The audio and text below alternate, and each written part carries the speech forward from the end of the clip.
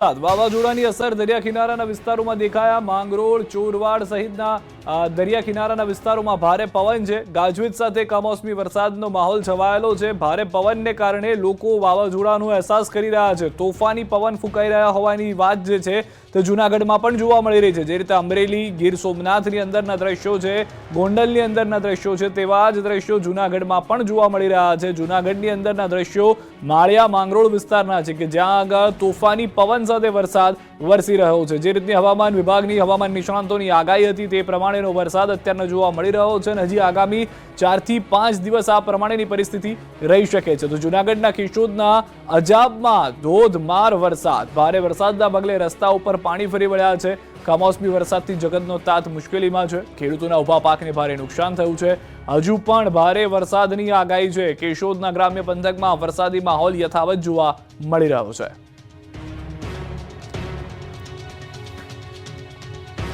તો અમરેલીમાં હવામાન વિભાગની આગાહી પ્રમાણે બીજા દિવસે વડિયામાં વાતાવરણમાં પલટો, ભારે પવન અને વીજળીના કડાકા ભડાકા સાથે કુંકાવાવમાં વરસાદ। વડિયા શહેરમાં બીજા દિવસે વાવાઝોડા જેવો માહોલ છે। મકાનોના નળિયા ઉડી ગયા છે। ભારે પવન ફૂંકાતા વૃક્ષોને પણ નુકસાન થયું છે। કેટલાક વિસ્તારમાં વૃક્ષો ધરાશાયી થયા। જેમ પહેલા પણ દ્રશ્યો બતાવ્યા હતા કે લોકો રસ્તાની વચ્ચે અટવાઈ ગયા કારણ કે વૃક્ષો ધરાશાયી થઈને નીચે પડી ગયા છે। કાળા ડિબાંગ વાદળોની વચ્ચે હવે ભારે પવન સાથે વરસાદ વરસી રહ્યો છે। તો ગીર સોમનાથના ગીર નજીકના ગામોમાં 10 મિનિટના મિની વાવાઝોડાએ તારાજી સર્જી દીધી છે। ભારે પવનને કારણે અનેક વૃક્ષો ધરાશાયી થઈ ગયા છે। રસ્તાઓ પર પણ આ વૃક્ષો તહેસ નહેસ થઈને પડતા રસ્તાઓ બંધ થઈ ગયા છે। પ્રાચી ગાંઠવડ રોડ પર વૃક્ષો ધરાશાયી થવાના કારણે વાહન વ્યવહારને પણ અસર થઈ છે। ગાંગેધા ગામ નજીક અનેક વૃક્ષો ધરાશાયી થતા વાહન વ્યવહાર ખોરવાઈ ગયો છે। ગુજરાત પરથી વાવાઝોડાનો ખતરો ટળ્યો કે નહીં, પરંતુ 5 થી 10 ઇંચ જેટલો વરસાદ પડશે અને ખતરનાક હશે। ગુજરાત પરથી ટળ્યો ખૂંખાર વાવાઝોડાનો ખતરો। 31 મે સુધી ચોતરાફાળ વરસાદ તો પડશે જ। 5-10 ઇંચથી વધુ વરસાદ ખાબકી શકે। ગુજરાત પર છેલ્લા 2 દિવસથી વાવાઝોડું ત્રાટકી શકે તેને લઈને આગાહીઓ કરવામાં આવી હતી, જેને લઈને ગુજરાતનું તંત્ર સજ્જ છે। ખેડૂતોની ચિંતામાં વધારો થયો છે, પરંતુ વાવાઝોડાને લઈને રાહતની ખબર આવી છે। ગુજરાત પર જેનો ખતરો તોળાઈ રહ્યો હતો તે ખૂંખાર વાવાઝોડાનો ખતરો ટળી ગયો છે, પણ ખુશ થવાની જરૂર નથી, કેમ કે અણધાર્યા વરસાદનું સંકટ ટળ્યું નથી। હવામાન નિષ્ણાંત પરેશ ગોસ્વામીએ આગાહી કરી છે કે દરિયામાં વાવાઝોડાની સિસ્ટમ મજબૂત લો પ્રેશર બની ચૂકી છે। સિસ્ટમમાં મોડી રાતથી હલચલ શરૂ થઈ છે। અત્યારે ઉત્તર પૂર્વ દિશામાં તરફ મૂવમેન્ટ છે, પશ્ચિમ દિશા તરફ કોઈ હલચલ નથી, એટલે હવે વાવાઝોડું બને તેવી સંભાવના નહીવત છે। એટલે ગુજરાત વાવાઝોડાના ખતરાથી બચી જશે, પરંતુ 5 થી 10 ઇંચ વરસાદ ખાબકશે। વાવાઝોડાની અસરે 31 મે સુધી ગુજરાતમાં મુશળધાર વરસાદ પડી શકે। દક્ષિણ ગુજરાતમાં સામાન્ય કરતાં વધુ વરસાદ પડશે। દક્ષિણ ગુજરાતના અમુક ભાગોમાં પણ ધોધમાર વરસાદ પડશે, તો સૌરાષ્ટ્રના દરિયાકાંઠાના જિલ્લામાં તોફાની વરસાદ પડી શકે। મધ્ય ગુજરાતના ખંભાત આસપાસના વિસ્તારો, આણંદ, નડિયાદ, ખેડા જેવા વિસ્તારમાં હળવાથી મધ્યમ વરસાદ પડવાની સંભાવના છે।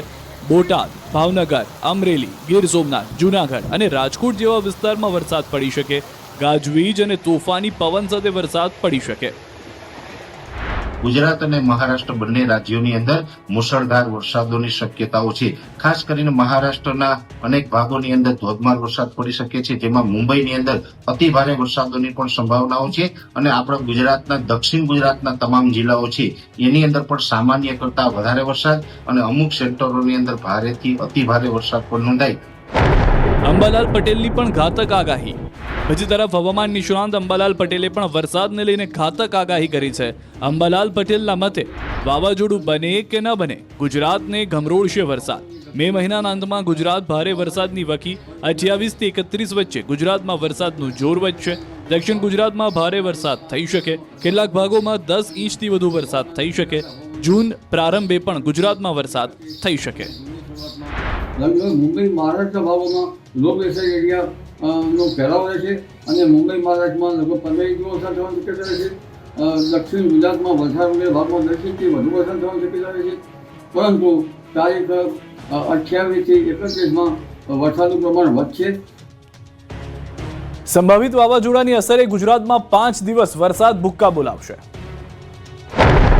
ગુજરાત પરથી વાવાઝોડાનું સંકટ તો હાલ પૂરતું ટળી ગયું છે, પણ તેની અસર થનાર ખાના ખરાબીનો ખતરો ટળ્યો નથી. ગુજરાતમાં અણધાર્યા વરસાદનો ખતરો વધ્યો છે.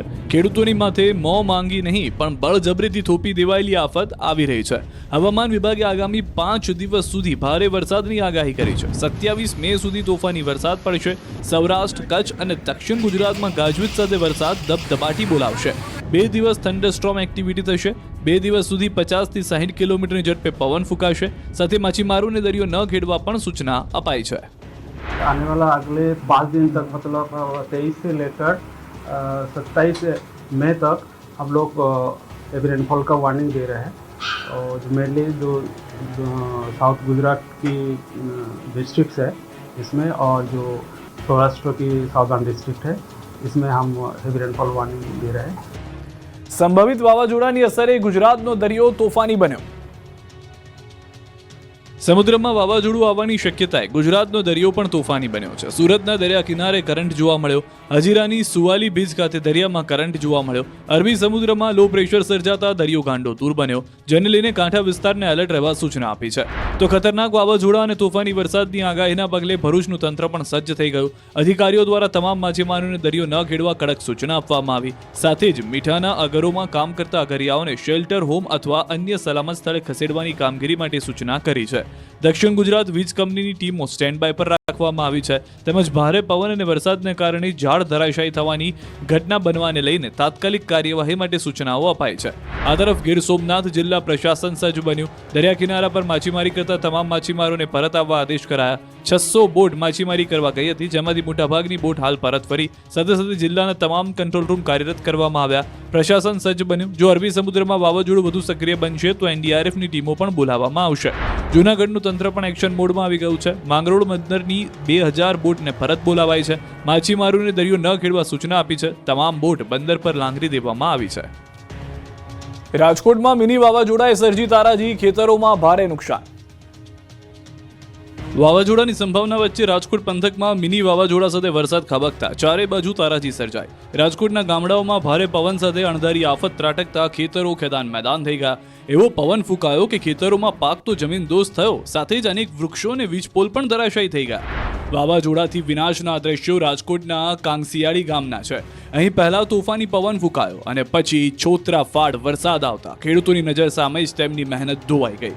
ખેડૂતોએ હોશે હોશે તલ, મગ, અડદની ખેતી કરી હતી, પણ કુદરતના કહેર સામે કિસાન લાચાર બની ગયો. મહેનતની કમાણી ખાવાનો સમય આવ્યો ત્યારે જ હવામાને એવું રૂપ બદલ્યું કે પાકની પથારી ફરી ગઈ.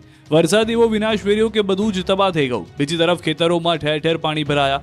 પવનદેવ પણ એવા તોફાને ચડ્યા કે ખેતરોમાં વીજપોલ ધરાશાયી થયા. વૃક્ષો પણ જમીન દોસ્ત થયા. તોતિંગ વૃક્ષો પડતા વાહનો અને રેકડીઓને નુકસાન પહોંચ્યું, તો ખેતરમાં રહેલા કાચા મકાનના પતરા પણ ઉડ્યા હતા. આ તરફ ગોંડલમાં પણ વાવાઝોડાએ ગાભા કાઢી નાખ્યા. ગોંડલમાં ભારે પવન સાથે વરસાદ તૂટી પડતા ગોંડલની રફતાર થંભી ગઈ. અનેક જગ્યાએ વૃક્ષો ધરાશાયી થયા. વીજપોલ તૂટી પડ્યા. વૃક્ષો રેકડીઓ પર પડતા રેકડીઓ દબાઈ ગઈ. ભારે વરસાદને કારણે પેલેસ રોડ પર આવેલી સોરઠિયા ગુર્જર સુથાર જ્ઞાતિની વાડીના બારીના કાચ તૂટ્યા. અનેક જગ્યાએ વૃક્ષ ધરાશાયી થયા. ગોંડલ ઉપરાંત કોટડા, સાંગાણી, શાપરના પણ કેટલાય વિસ્તારોમાં તોફાની વરસાદ પડ્યો.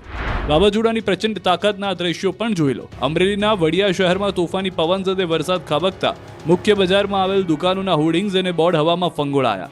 3 દરવાજા પાસે આવેલ રાજાશાહી વખતનો મહાકાય લીમડો